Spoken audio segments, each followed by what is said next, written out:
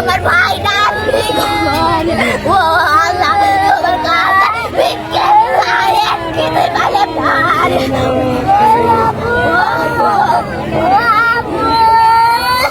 গাইবান্ধার গোবিন্দগঞ্জে ঘটে গেল এক হৃদয় বিদারক ঘটনা। দুই যাত্রীবাহী বাসের চাপায় প্রাণ হারালেন রিক্সা চালক মিলন ব্যাপারী।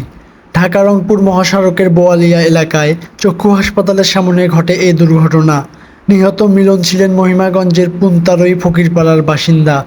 তার দুই সন্তান আজ বাবাকে হারিয়ে বাকরুদ্ধ।